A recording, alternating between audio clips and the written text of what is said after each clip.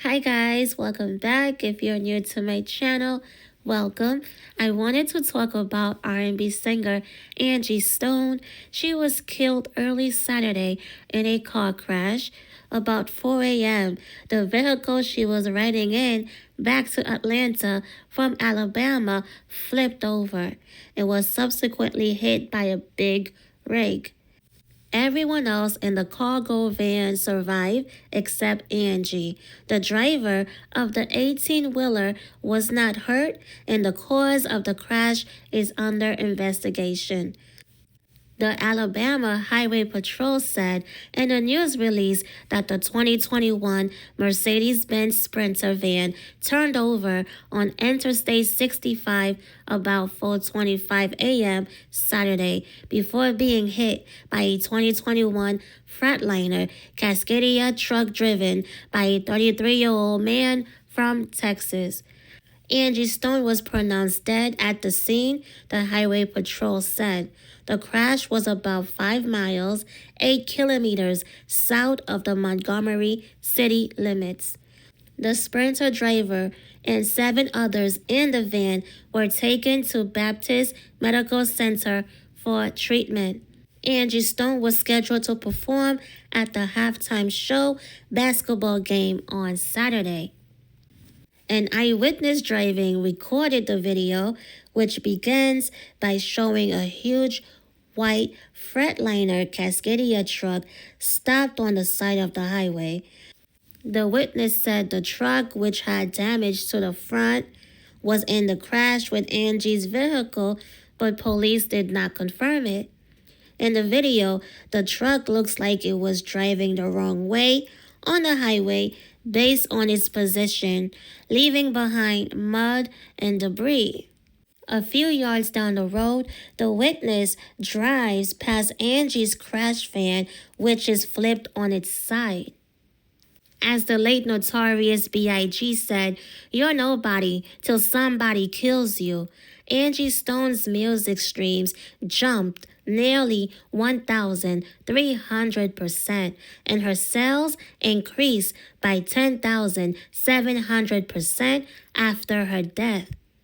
According to Luminate, Angie's music had just over 621,000 official U.S. streams the week before she passed, which was February 21st through 27. The week she passed, which was February 28th through March 6th, that number skyrocketed by 1,263% to over 8.4 million streams. Her 1999 song, "No More Rain in This Cloud," was one of the most streamed, reaching 2.1 million U.S. streams, a 538% increase from the previous week. Meanwhile, her 2002 hit, "Wish I Didn't Miss You," saw a 1,008% jump, reaching 1.44 million streams. One of the biggest surges came from her 2001 song, "Brother."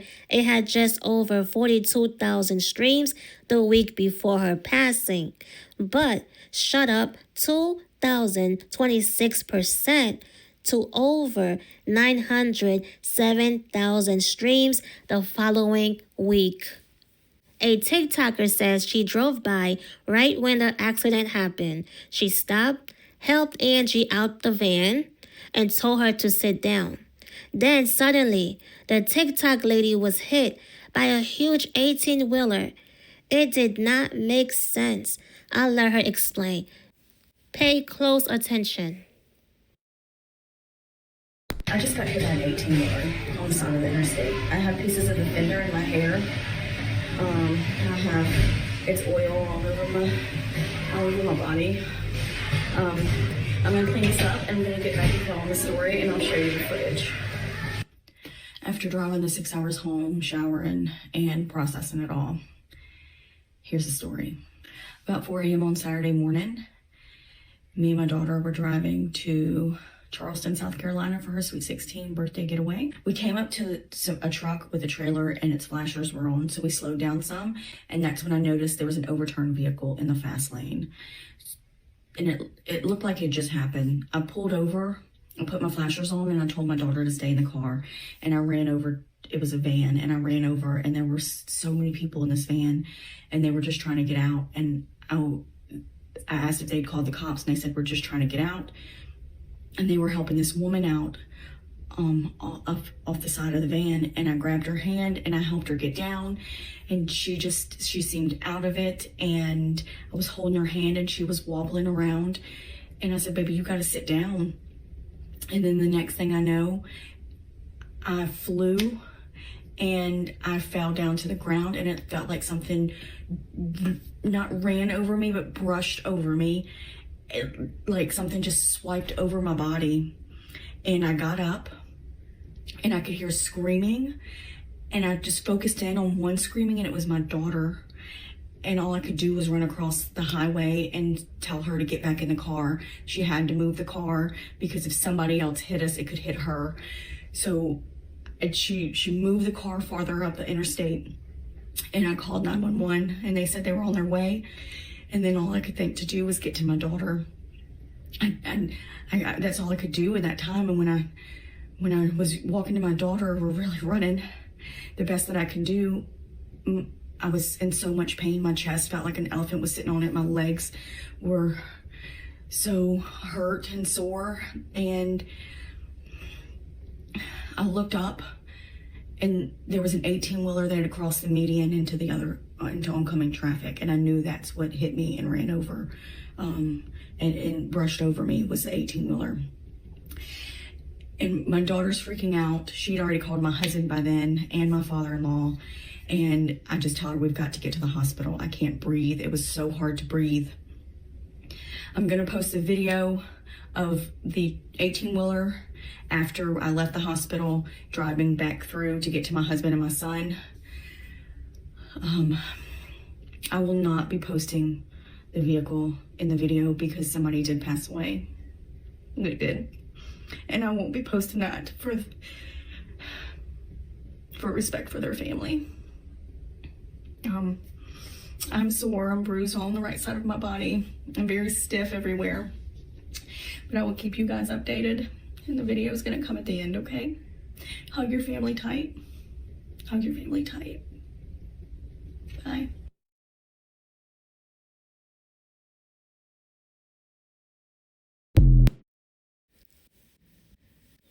She said a lot of things that seem suspicious.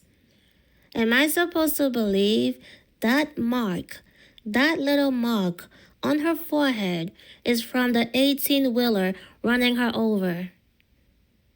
And you know what? She deleted that video.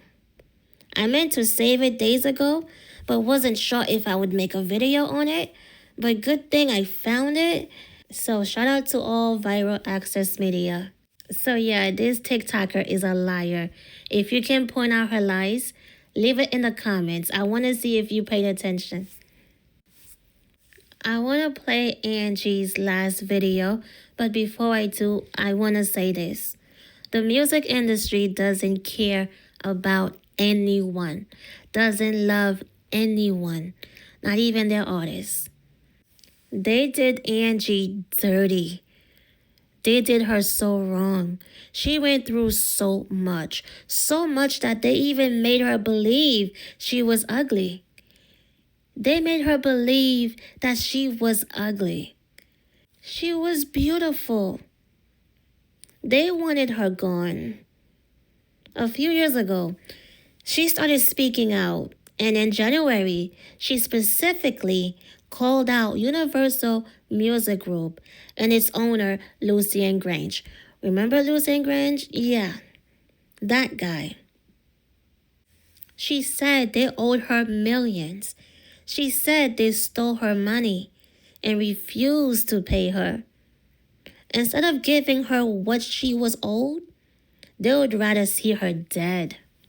Okay? She also spoke about witchcraft being used against her, saying it made her sick. They made her sick. She was exposing everything. And the people she called out, they didn't like it. She even admitted she didn't know what they would do to avoid paying her. But one way or another, they would have to.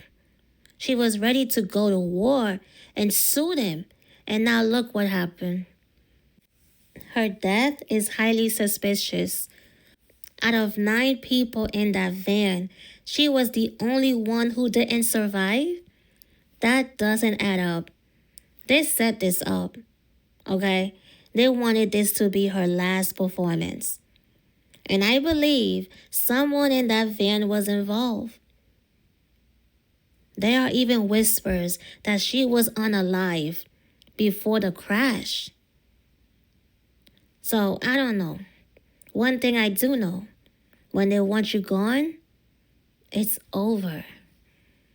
So rest in peace, beautiful Angie Stone. Check out her last video. She exposed a lot. Hopefully and prayerfully, if we do get this thing put together, these secrets will find their way to the screen the right way. Because I aim to please, not destroy. I don't want to hurt. I don't want to embarrass. I just want to set the record straight. There's a lot of people that had their hands in the cookie jar, got the cookies, ate the cookies, and then ran. They were all looking for a quick come up. And unfortunately, they used me as well to come up. They used me when it was convenient on my side and when it was convenient on his side. They took complete advantage of the naivety on both parts. So I'm saying that to say there are some people out here that know what truly went down. So that's one subject matter that we have a ton of secrets for. What happened 2 days before my show? Whew. But God, I'm trying to keep from crying because the devil was very, very, very particular in targeting me. But anyway, I was rushed to the hospital because I wasn't breathing so well. Came to find out I had what was a bacterial blood infection that I had gotten when they stuck me with the needle. It had went into my bloodstream and caused a staph infection of the blood. Now, I didn't have a clue that there was a blood infection until they rushed me into ICU. I went into ICU and I went to use the restroom and I passed out in the restroom. My oxygen went all the way down and rendered me basically unconscious. When I came back to, the nurses began to tell me that I was screaming for Jesus because when I went down, I'm sorry, I didn't know that, I didn't know what was happening. All I know is it was all of a sudden. And I began to praise God and call on his name because I knew biblically that if I was transitioning, I needed to be calling on Jesus. And I need to be calling him by his name. So I began to scream his name. When they brought me to is when they told me I was lucky to be alive because I was on the floor. And sorry. I knew it was an attack. I knew it was a spiritual attack on me. However, I was treated and God healed me. He cleared up. After 2 weeks, solid. They cleared up the blood infection. I'm just here to let you know. The only reason I hadn't been on my live and just getting with y'all on this because I had to get postured with God one-on-one. Sometimes God will make you stand still. When you're doing the most you can for everyone, He will stand you still so that your complete focus can be on Him. God He knew that I was about to come into some things. And as I began to come back to myself completely, I remembered everything that I was working on. I remember the people that were in my immediate circle that were supposed to be there to help me. By the time it was all said and done, the Christmas song had been snatched down. For what reason? I wasn't in a position to really fight that. I had to fight to live. So I couldn't worry about that because I knew that it would take care of itself, but not without the devil trying to blame me for the mishap. Lo and behold, I won't call any names, but people quit on me because they thought it was me.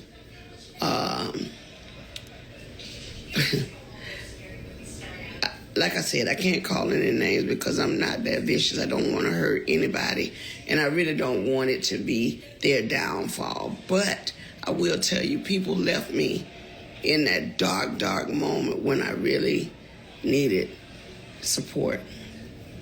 As I was coming through all of this, I soon found out that one of the biggest companies that I was with, Universal Music,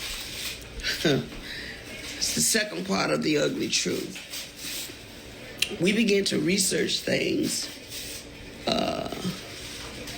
to check on my royalties and my statements and things that of that nature, only to find out a lot of my publishing, a lot of my royalties, my mechanicals, they have all pretty much been stolen.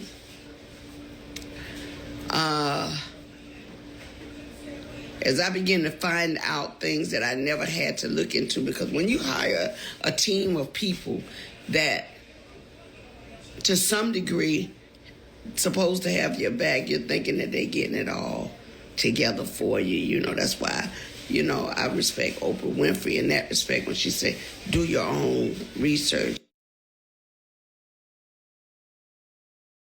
Angie Stone, the celebrity, that I let a lot of important things slip through the cracks only because I didn't know any better. I worked very hard to take care of my kids as a single mother, and I'm being transparent. My kids' fathers just were not doing what they're supposed to do. So I had to step up and go in and do everything that I needed to do for my family, which is why I worked so hard, which is why I traveled so much, which is why I did shows, because at the end of the day, after 40-something years in the business, I'm like, well, why? Where are my royalties going? Because I'm not getting this. Come to find out, Universal Music has been receiving all my royalties, all my mechanicals. They've taken pretty much everything. They've stolen, I won't say stolen, but they have taken all the monies that were due to me. They have basically absorbed in that company. And even though there's several class action lawsuits, people that were working on my behalf never even registered the songs. All the songs that I've done, I'm only coming to find out they were not properly registered by the companies that I signed over to. People that were supposed to do their due diligence. So I am truly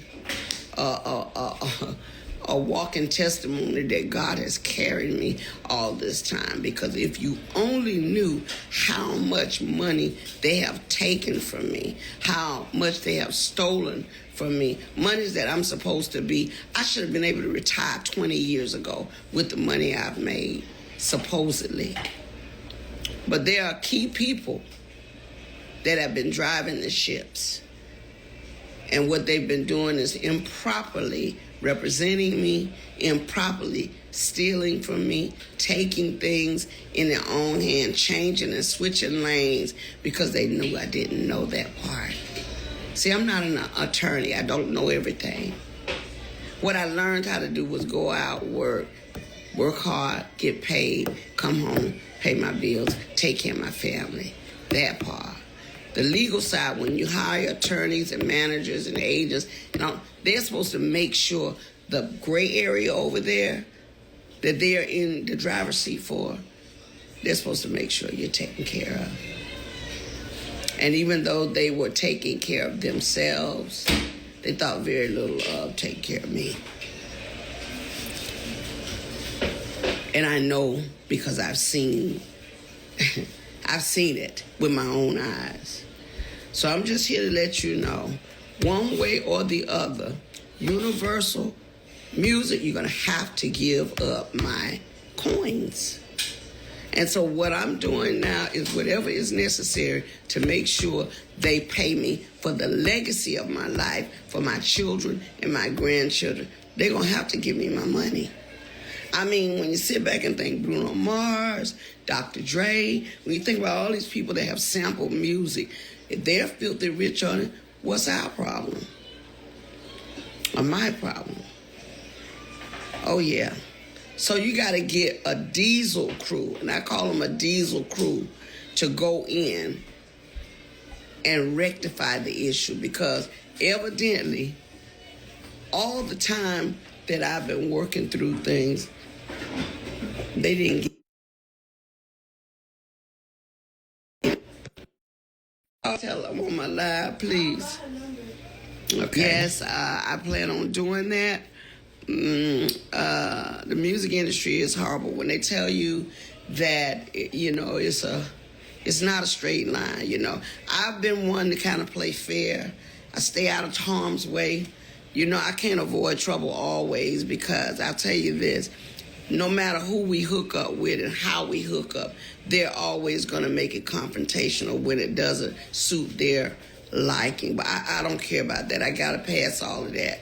But everybody that works hard for 50 years should be able to retire in peace, should be able to sit back without looking for your money. So I got a team of people, a diesel crew, that's really trying to help me navigate things. And if I never get it, at least you heard it from me, because I don't know what they might do to keep from paying me all the money they owe me. Okay? All the money they owe me. It's ridiculous that someone has played with my life and my career for this long, for their own benefit. I mean, have you no conscience? There's a special place in hell, just like my girl Selena said, for people like that. There's a brick wall waiting out there for hard heads. And I promise you, God said, touch not my anointed and do my prophet no harm. So even in this hour, I'm going to pray for you, because I know that God said that he will fight my battles if I would just endure to the end. So I'm definitely going to get that. And I don't want nobody to be upset with me. I don't care what they think about me. I just want people to know that when you get in this industry, there are so many twists and turns. And even though you have the Almighty God with you, they still gonna try you. Because just because I believe in God don't mean they believe in God. They don't believe in God. So they think I'm a fool and a bunch of other people because we love hard, we give hard, we go, but it don't mean we stupid. Okay? Well, on that note, look, guys, I'm going to take a break. I just wanted to share with you guys. If you got any questions, let me see. Are you open to working with new producers? Absolutely. I got a project I'm working on right now. And I'm just in a good way, because with having a #1 single Oh, Lord, did I do something? Oh, you flipped it right there. Take it back. With having a new single that's climbing up the charts at #1 territorial-wise, I really think I'm back. And now they're going to make me go in like a turbo boost. I'm a beast. The next album, you ain't going to be able to handle it, because now that I have my capacity to breathe and do everything, I'm going in the studio with a vengeance.